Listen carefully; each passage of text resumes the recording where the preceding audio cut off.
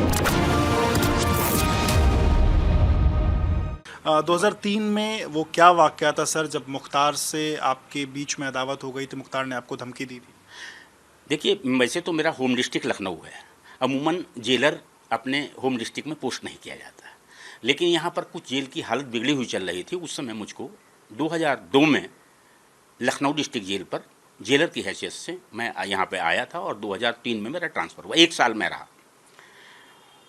मुख्तार मेरे दौरान कई बार आया। मेरे पीरियड में ही ट्रांसफ़र हुआ। मतलब किसी और जेल में बंद था, वहाँ से यहाँ आया। मुख्तार से मुलाकात के लिए कुछ लोग आए थे। मैंने उनकी मुलाकात रोक दी। ये 2003 का वाकया ये है? 2003 की वाकया है। जिस केस में सजा है, मैं उस घटना चक्र की बात कर रहा हूँ कि मुझको जब उनको रोक दिया मैंने, तो मुख्तार गेट पर आ गए, वहीं मेरे ऑफिस में आ गए और उन्होंने कहा कि आपने मेरे मुलाकाती को रोक दिया। मतलब जेल से हो निकल करके वो आपके ऑफिस तक आ गए? हाँ, जेल के अंदर ही ऑफिस होता है। इनसाइड जेल में ही बंदी रहते हैं। वो मेरे ऑफिस से कोई भी आ सकता है बंदी मिलने के लिए, परमिशन लेके। अंदर से परमिशन लेके आया मुझसे मिलने के लिए और उसने मुझसे कहा कि आपने मेरी मुलाकात रोक दी। मैंने कहा नहीं, मुलाकात तो भेज दी तुम्हारी। तो उसने कहा नहीं, रोकी तो आपने। मैंने कहा रोकी? मैं जेलर हूँ, पूछूंगा तो किसी को? तो उसने कहा नहीं, आप पूछेंगे नहीं किसी से। मैंने कहा क्यों? उन्होंने कहा कि ये 2 आदमी जा रहे हैं अंदर, इनको रोक के दिखाइए, हिम्मत हो तो। मैंने कहा इसकी हिम्मत हो तो 2 कदम बढ़ के दिखा दे आगे को। मेरा ये कहना था कि वो बहुत असंतुष्ट हो गए। एक्चुअल में वो जो व्यक्ति मिलने आ रहा था वो पिस्टल लेके आया था। ये इनकी संज्ञान में था। मैंने तो रूटीन में ही उसको रोका, लेकिन इन्होंने उससे पिस्टल निकाल के मुझ पर तान दी। अच्छा। जब वो मैंने रोका उसको, तो इन्होंने मुझसे बातचीत हो गई। जब बातचीत बढ़ गई तो इन्होंने पिस्टल उसी से लेके मुझ पे तान दी और धमकी दी कि बाहर निकल के दिखाओ, हिम्मत हो तो। मैंने कहा मैं बाहर निकल रहा हूँ। मुझे लोग बाग पकड़ने लगे। इतने में वो भी काफ़ी परेशान हो गए। उन्होंने मुख्तार कांपने लगे। वो कांपने लगे? और क्या, इतना दम कहाँ है जेल के अंदर? कोई जेलर पर पिस्टल मार देगा? ये तो गुर्रे डब के धमकाने की स्थितियाँ पैदा होती हैं। और जब उन्होंने खाना नहीं लिखाया, डॉक्टर को बुलाया गया। इतना डर गए? और मैं बाहर निकल के आया। ये वाकया हुआ था। जब मैंने इसकी बात डीआईजी को रिपोर्ट कर दी, डीआईजी ने आईजी को की। आईजी उस समय आईएएस हुआ करता था हमारा, प्रदीप शुक्ला जी हुआ करते थे। उन्होंने, प्रदीप शुक्ला जी ने मायावती जी से संपर्क किया और बताया कि ये बड़ी घटना हो गई है, क्योंकि ये व्यक्ति डीआईजी को भी गाली दे चुका है। यहाँ पर इसने आर.के. तिवारी सुपरिटेंडेंट हुआ करते थे, उनका मर्डर करवा दिया है मुख्तार ने। और एक अशोक गौतम हुआ था जेलर, उसका मर्डर करवाया है। 2 आदमियों का मर्डर करवाया। एफआईआर भी हुई थी मुख्तार के खिलाफ? हाँ, बहुत घटना चक्र। आर.के. तिवारी का बहुत प्रकरण चर्चित रहा है। गवर्नर हाउस के पास उसको गोली मार दी गई थी। तो जब उन्होंने, आईजी ने हमारे जाकर मायावती जी से ये बात कही कि जेलर नहीं मिलेगा यहाँ के लिए आपको जल्दी, यदि कुछ हो जाएगा इसके साथ, इस पर तत्काल डीएम ने मुझसे कांटेक्ट किया। नवनीत सहगल जी थे उस समय। उन्होंने, एडीएम आया और मुझसे कहा कि आप एफआईआर लिखवाना चाहते हैं? मैंने कहा बिल्कुल लिखवाऊंगा। मैंने आलमबाग थाने में एफआईआर लिखवाई और उसी केस में अभी इनको सजा हुई। सर, आपने कहा उसने अपने साथी से पिस्टल ली, तो मांगी पिस्टल या वहाँ उसके?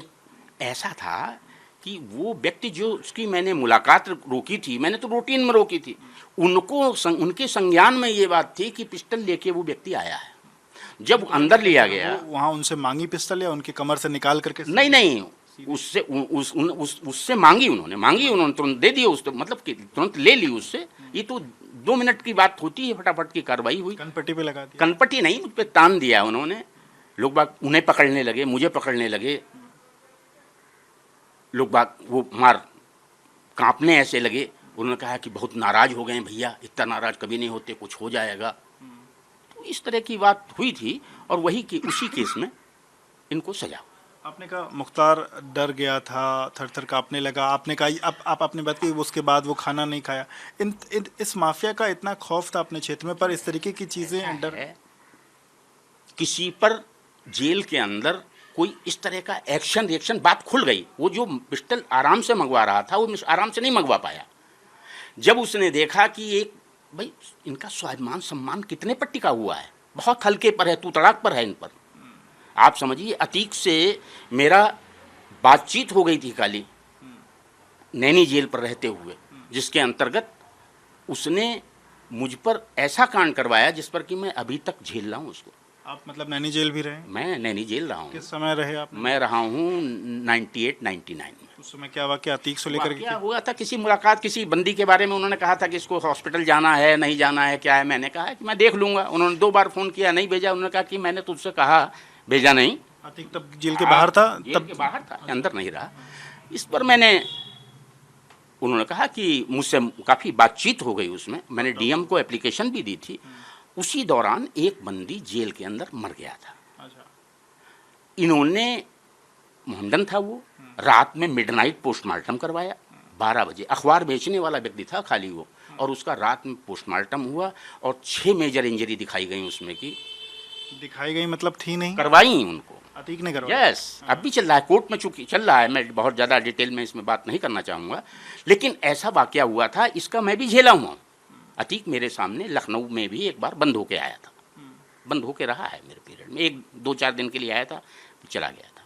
अतीक से भी आपका वाकया रहा, मुख्तार से भी रहा। इन अगर अतीक की बात करें, अगर जब भी वो जेल आया तो जेल में आने के दरमियान क्या एक जो ये कहा जाता है कि इस तरीके के जो माफिया थे वहाँ जेल में अपनी पूरी सभा लगाते थे, लोग आते थे मिलने, क्या इस तरीके की चीज़ें अतीक और माफिया के? ये ऐसा है, अतीक तो मेरे पीरियड में ज़्यादा रहा नहीं, क्योंकि नैनी जेल पे मैं रहा हूँ, बबलू श्रीवास्तव रास्तव वाली घटनाएं हुई हैं। लेकिन ये लखनऊ में मैं जब था तो एक बार अतीक आया था, और 1-2 दिन के लिए ही आया था, क्योंकि विधानसभा में जो सत्र चलता है तब भी इनको आना पड़ता है। ये लोग आते हैं तो लखनऊ डिस्ट्रिक्ट जेल में ही रुकते हैं। तो इस तरह से इन पर हुआ।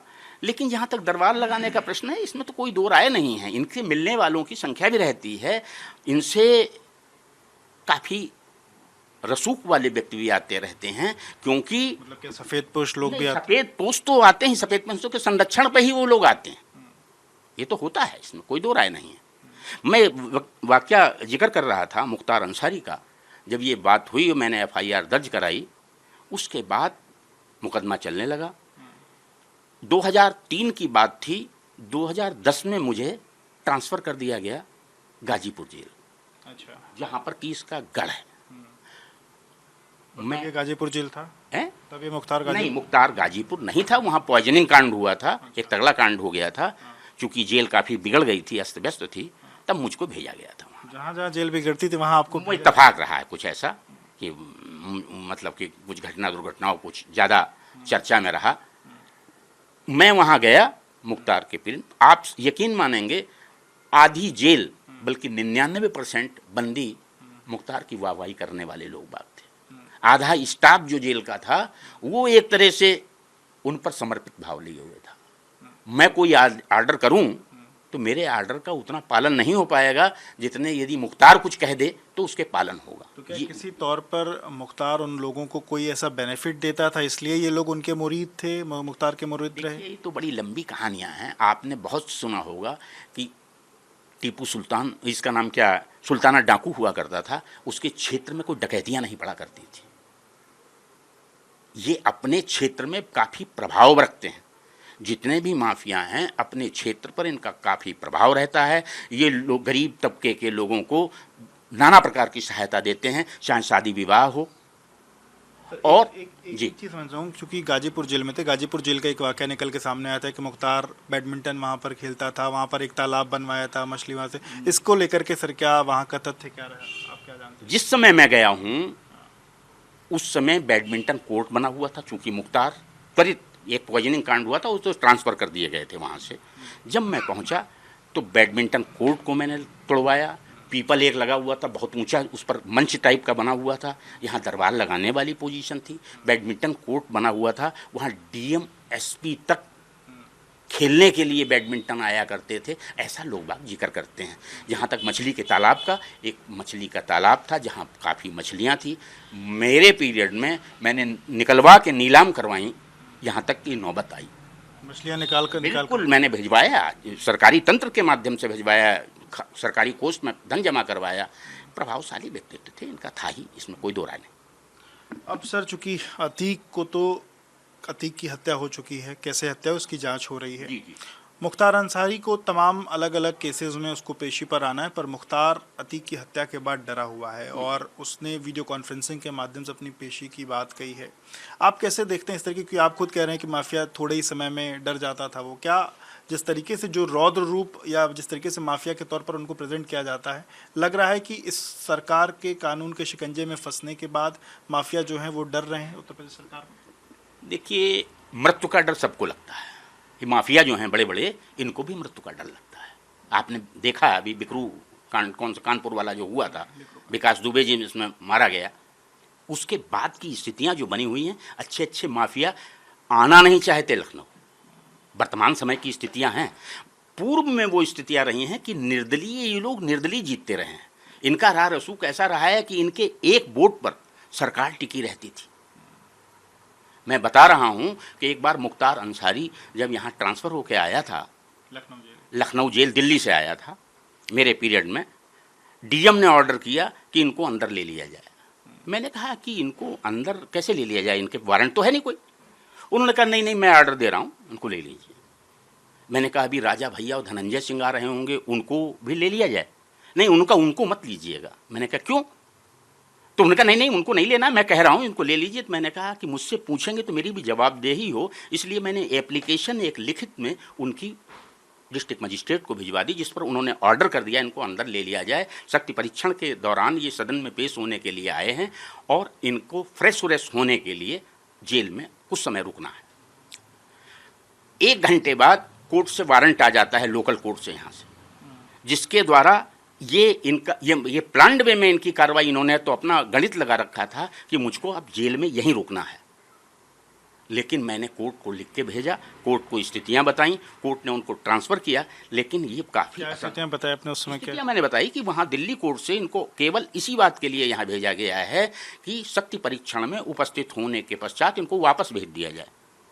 ये काफ़ी असंतुष्ट हो गए, मुझ पर कहने लगे कि साहब आप ही बहुत तीरंदाज बन रहे हैं। मैंने कहा तीरंदाज मैं नहीं बनना हूँ भाई, कोर्ट को मुझे भी जवाब देना है कि आपने कैसे रोक लिया इनको।